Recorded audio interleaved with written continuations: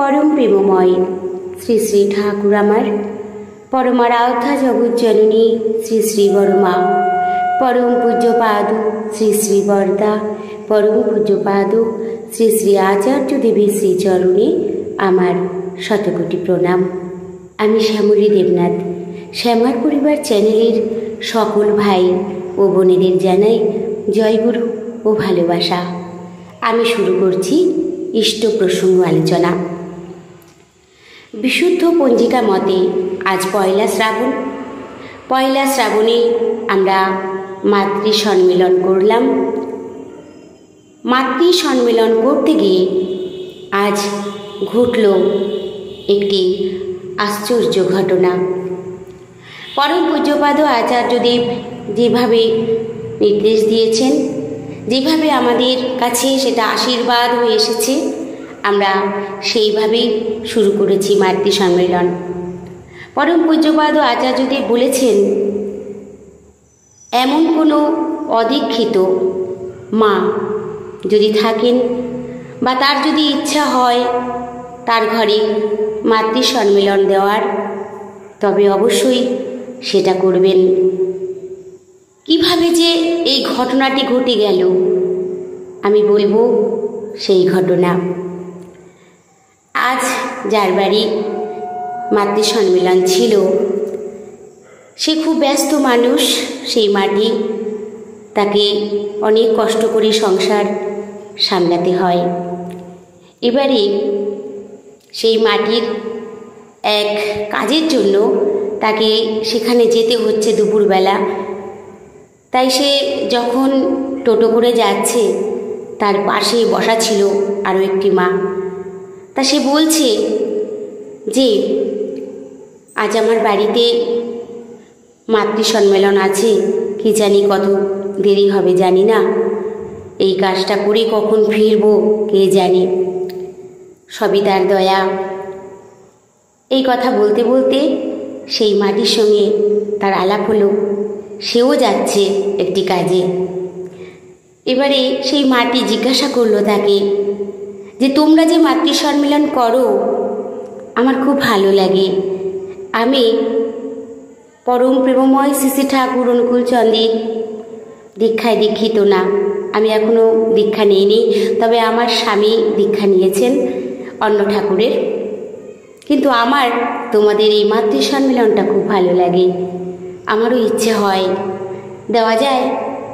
আমি তো দীক্ষিত না, আমি কি দিতে পারবো? সঙ্গে সঙ্গে সেই মাটি হতবাক হয়ে গেলেন। পরম দয়াল, তার এত দয়া। মাটি বললেন তুমি দেবে? বলছে হ্যাঁ, দেওয়া গেলে আমি দেব। বলছে অবশ্যই দেওয়া যাবে, কেন দেওয়া যাবে না?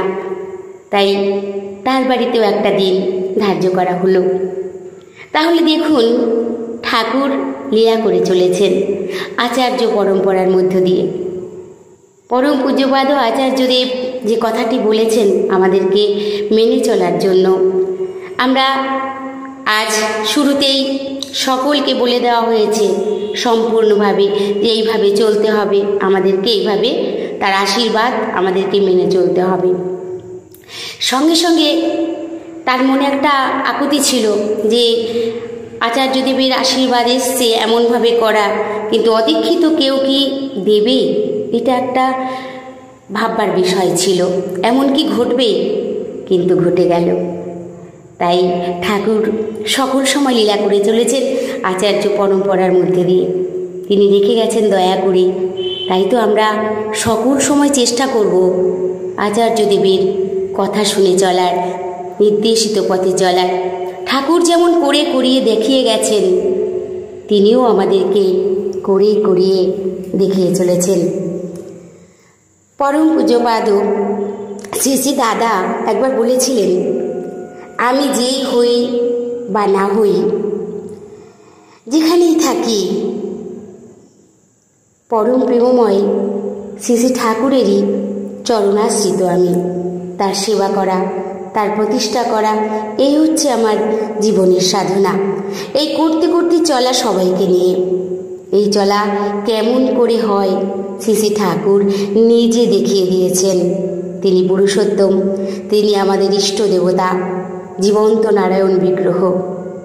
তাই কেমন করে চলতে হয় তিনিই বলে গেছেন, দেখিয়ে দিয়েছেন। আমরা অনেক সময় নিজেদের চলার পথে ভুল করে ফেলি। এই ভুলটি সংশোধন করে দেন আমাদের পরম পূজ্যপাদ শ্রী শ্রী আচার্যদেব। তিনি বলেন, এইভাবে চলো, এইভাবে করো, এইভাবে হয়ে ওঠো। তাই তার দেখানো পথে, তার মনের মতো পথে চললে প্রাপ্তি আসে।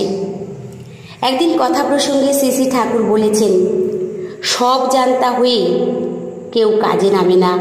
কাজ করতে করতে সব জানতা না হলেও বহু জানতা হয়ে ওঠে মানুষ।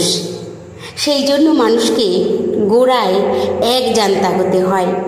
তখন সেই একের খাতিরে তার পোষণ পোষণের ধান্দায় যে সব জানার পথে আমরা এগিয়ে যাব। জ্ঞান বিদ্যার কচকচি যা কও ও সব কিছুই কিছু না, মূল বস্তু হলো তাতে টান। এর মধ্যে কোনো কারচুপি থাকবে না, কোনো মতলব থাকবে না। ইষ্টকে সুখী করব, তাকে শান্তি দেব, তার সন্তোষ যাতে হয়, তৃপ্তি যাতে হয়, তাই করব আমার সারা জীবন দিয়ে, দুনিয়াটা দিয়ে।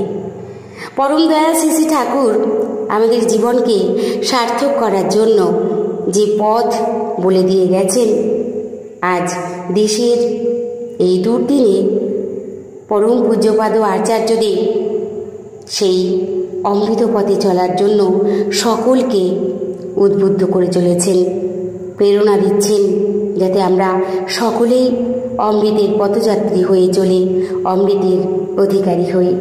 তিনি বলেছেন, ঘরে ঘরে তার বার্তা পৌঁছে দেওয়া, তিনি প্রত্যেকের মনে তাকে প্রতিষ্ঠা করা, এই হচ্ছে আমাদের জীবন সাধনা।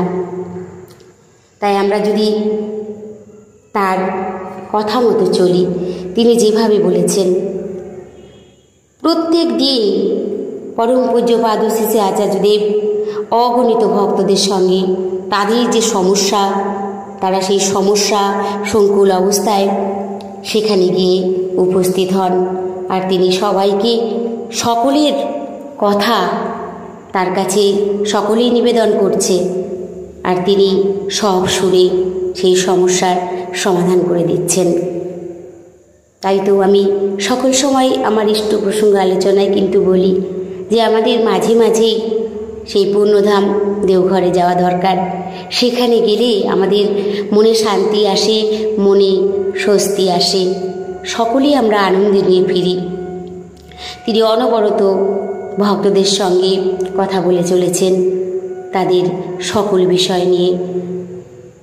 আজকের ঘটনাটা যখন এভাবে ঘটল, আমরা সবাই ভীষণভাবে এতটা আনন্দ পেয়েছি, এতটা ভালো লাগা যে তার বলা মাত্রই ঘটনাটি ঘটে গেল। তিনি অন্তর্যামী,